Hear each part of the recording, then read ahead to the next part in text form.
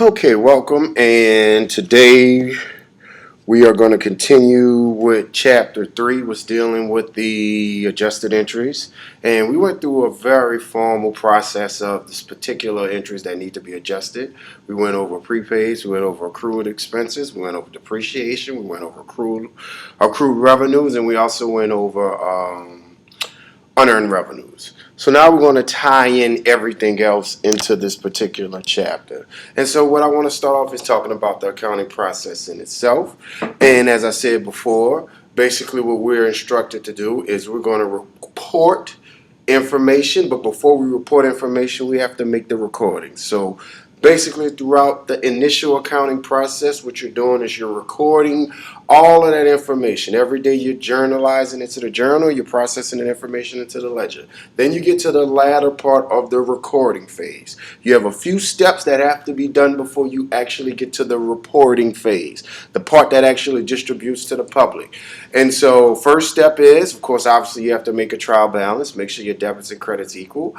After you make that trial balance, your next step is to adjust, which we've talked about before. We know that when we adjust accounts, it's going to affect other accounts that either went up or went down through time. Most of the time they're going down. And so we're basically going to do those recordings, and then we're going to adjust those accounts into our ledger as well as journal entries for those accounts.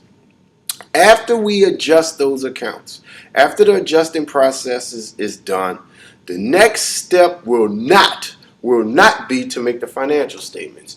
Your next step is to reintroduce the trial balance, this time with the new adjustments. And so what I'm going to do is give you an example how to make an adjusted trial balance. It's the same exact thing as we've done before, but all you're doing now are you introducing adjustment columns. So I'm going to give you an example of how to introduce the adjustment columns so that you can be able to understand how to properly do an adjusted trial balance. Okay? So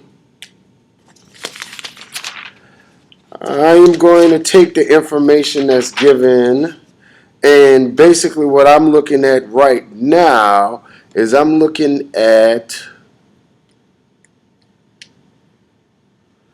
page 162, Exhibit 3-7, which is titled Partially Completed Worksheet. So this is an example of a worksheet. Again, I'm going to talk a little bit about a worksheet further down the line. But right now, I just want you to understand how to add the adjustment columns so that you can get your adjusted trial balance. Okay?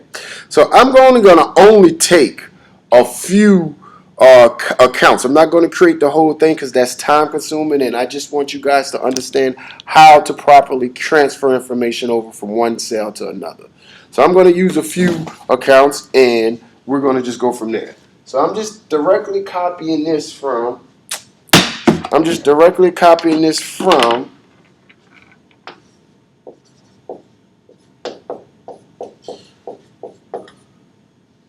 Smart Touch LLC, and this is a worksheet. All right, so as we know, we're going to have accounts. We're going to have a debit column and a credit column. We're going to now introduce adjustments. So I'm going to say adjusted debit and adjustments credit. Then we're going to have the adjusted trial balance.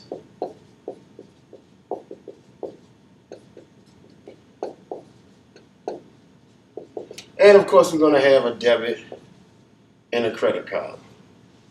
So basically, we have our account titles, we have the unadjusted balances, then of course we have the adjustment columns, debits and credits, and we're going to transfer the two information from those particular columns to create our adjusted trial balance. And that's all I really want you to understand is how to transfer it over. So we're going to do like 5 accounts, and then you can look at it and go from here. Very simple information. So we're going to take cash. We're going to take accounts receivable. We're going to take office supplies. These are all assets. We're going to take prepaid rent, and we're going to take furniture. These are all assets, so they're going to have a normal balance of a debit. So I'm going to just post the numbers on the debit side. Cash, 1212.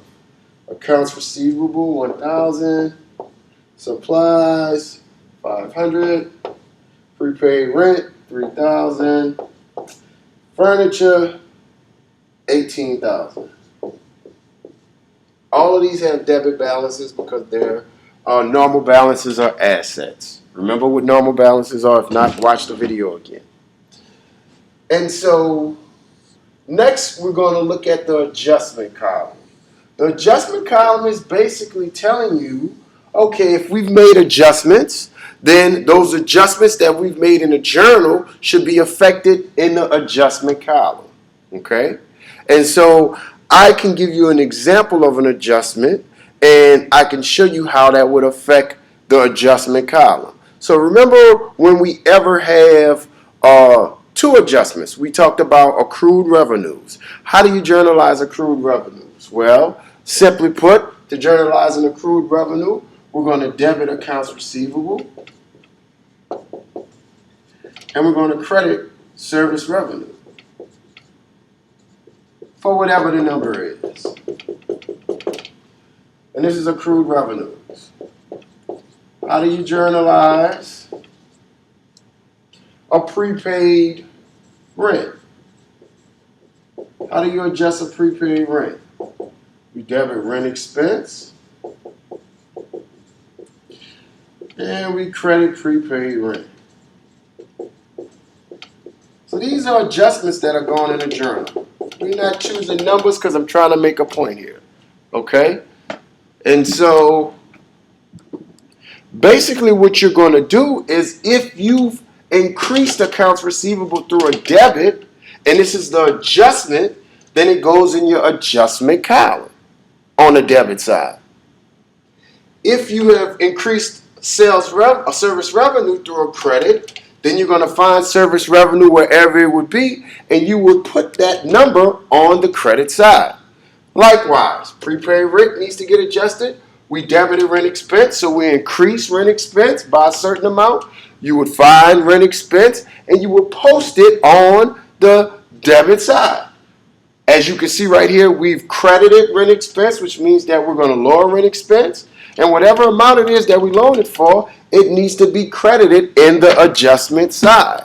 So basically, all of these particular adjustment columns will only consist of the journal entries that you did during the adjusting process. Okay? And so that's what we're doing in terms of that. And so, as I've already mentioned before, cash does not have an adjustment process. We don't wait till the end of the period to adjust cash. So nothing will take in effect of the adjustment process from this example.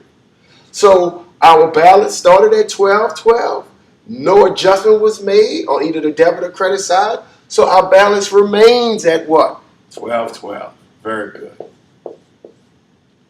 Now, accounts receivable. Based on the book's example, apparently we must have made an accrued revenue journal entry, and so we had to debit accounts receivable for $800. Since we made a debit for accounts receivable for the accrued revenue portion of it, then we have to post that $800 on the right adjusted side, the debit side. So now you can see that our adjustment has taken place. Why? Because it's posted, and this is what you have to do. So what's our new account receivable balance? Well, let's look at it. We have a debit balance of $1,000. We made an adjustment to accounts receivable by increasing it on the debit side by $800. So our new balance should still stay on the debit side, but how much should it be? The sum of both, 1,000 plus 800, 1,800. So basically what I'm saying, guys, is you have a debit balance on an asset, you have a debit adjustment, so that's going to increase the asset to a higher debit amount, 1,800. Let's look at supplies. Supplies started out with a debit balance of $500. But based on this particular example, we can see that supplies has been used up. Why? Because supplies had a credit adjustment. They credited supplies for $400. And so from that aspect, we have to put supplies on the credit side for $400, and we need to calculate the new adjusted balance for supplies. The new adjusted balance for supplies. So supplies is an asset. The normal balance, the side that increases the debit side. So of course, naturally, supplies is still going to have a debit balance. It's kind of like our T accounts, guys. We had a debit amount, but then we made a credit amount as an adjustment. And so we have to subtract the two. And the one on the higher side keeps the largest number, which is still a debit. So obviously, how many supplies should we have now? $100 on the debit side. Again, debit, you have a credit. The credit reduces the supplies by $100 so that's what we have. Very simple, guys. Let's look at the prepaid. The prepaid started out, and again, this is on page 162. Prepaid started out at $3,000. We made an adjustment for the prepaid for $1,000 on the credit side. What are you doing to a prepaid when you credit a prepaid? It's an asset, so whenever you credit it, you're going to decrease it. So obviously, this prepaid was decreased by $1,000. We had to post the adjustments there. So our new prepaid balance should be what? $2,000. On which side? Debit side. It's an asset, right? It increased on the debit side. Last but not least, furniture did not get adjusted. So there was no adjustments for furniture. And so nothing will take into effect. The furniture amount will stay the same on the debit side of $18,000. And I will continue to do this throughout the entire problem, but I feel no need to do that. You guys should be able to now understand how to carry forward the adjustments. Only thing belongs in these adjustment columns are the adjustments you made in your journal entry and post it to your ledger. Now, at the end of the day, your debits will always equal your credits on any set of columns. Debits will equal our credits for the unadjusted trial balance. Debits will equal our credits for the adjusted trial balance, the adjustment columns, and debits will equal our credits for the adjusted trial balance. So hopefully you was able to understand how to carry or transpose that information over so that you can create a new adjusted trial balance.